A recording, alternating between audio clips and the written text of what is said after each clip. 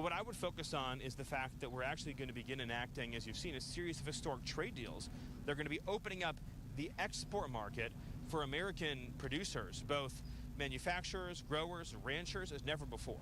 And so what's going to begin happening now, because of the president's leadership on tariffs, is markets that have historically been closed, so obviously India, Japan, South Korea, the UK, are now going to be open to American exports and American production. I would also just note that if you look at the statistics, about 90,000 factories in the United States closed since NAFTA was signed, which is, I mean, almost unimaginable figure.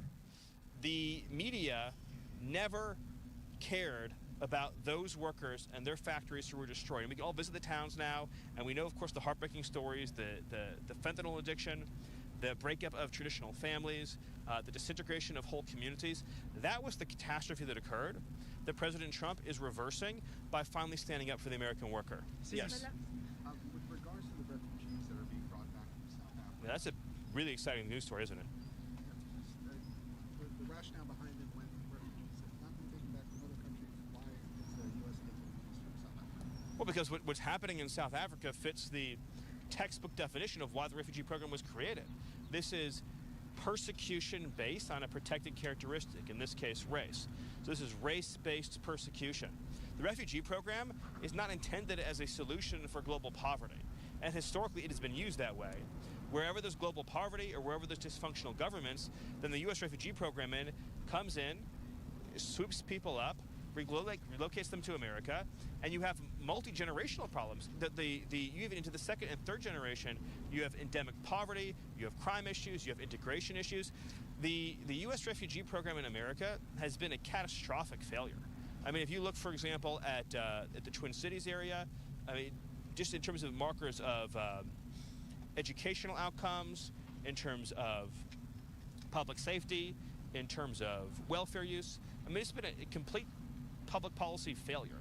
And so this is an example of the president returning the refugee program to what it was intended to be used as. What evidence? Yes, hold on. Over there, thanks. Evidence do you Well, have so that let me just take this one first, thanks. Okay. Is the president having a conversation with you about becoming the national security advisor, and would you accept? I'm very thrilled with the job that I currently have, and my focus right now is on supporting Secretary Rubio. Marco and I become very close friends, especially over the last 100 days, but even before then. And I could not be more excited to work with Marco, who is truly one of the all-stars of this government, both in his role as Secretary of State and in his role as National Security Advisor. And I think the whole country is going to continue to see just how incredible Marco is. Yes. What specific evidence do the United States have that those South Africans have been severely persecuted? Well, but it's state policy. There's land expropriation. There's a whole series of government laws and policies that specifically target white farmers and the white population in South Africa. That's well documented on video. And of course, you even see government leaders chanting racial epithets and espousing racial violence. So it's all very well documented. Yes.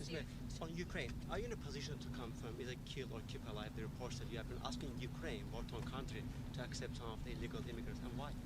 I've never heard that before. Mr. Miller, there are over 300,000. Hold on, yes. Foreshadowed that he was going to be making a very big announcement yesterday, today, maybe Monday. I know you're not going to get ahead of the president. Can you give us a hint, though, at least? What topic? No, I'm not going to get ahead of the president. Yes, did you have a question? Yeah, will you be involved with the meetings with Mayor Adams today, and what do you plan to discuss? I'm not involved in those meetings. No, do you have a question? Yes. So the current governor of California has been extremely rude to President Trump and your administration. What is the status of their litigation on the tariff issues and all the issues? I don't have an update on that. Sorry. There's over. Yes. Yep. Do you have, of the South African refugees, how many are coming and when will they arrive? Well, we just have the first flight is scheduled, I believe, for early next week. But that's just. Where in the U.S. are they arriving? Well, I don't have an exact update for you on that yet. I don't want to confirm any news reports, but that's just the beginning of what's going to be a much larger scale relocation effort. And so those numbers are going to increase, obviously, as time goes on. It takes a little while to set up the systems and processes and procedures to begin a new refugee flow, but we expect that the pace will increase. It'll increase at a healthy pace as time goes on. Yes, back there. How many on the first flight? Not right now. Yep, back there.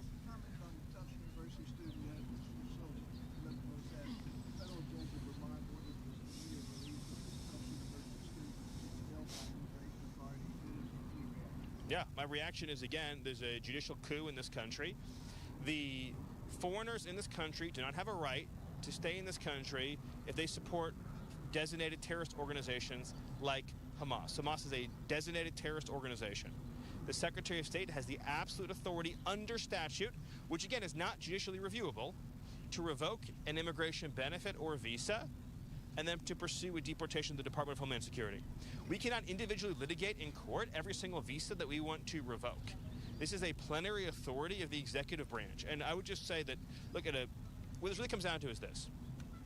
The American people voted for President Trump in large part to seal the border, deport the illegals, fix our immigration system so it serves America's interests, and remove the people from this country that we don't want here because they threaten our national security, our public safety, or our economic security.